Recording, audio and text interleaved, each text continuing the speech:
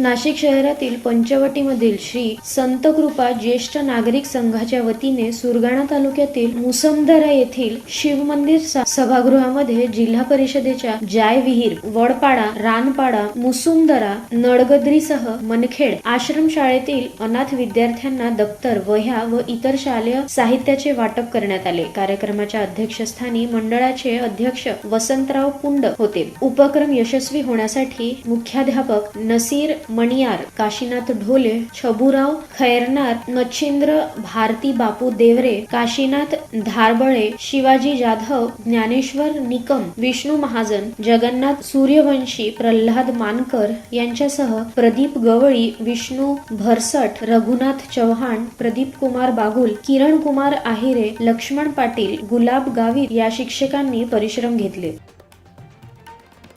Laxman Bagul, Janmat live news, Borgaon.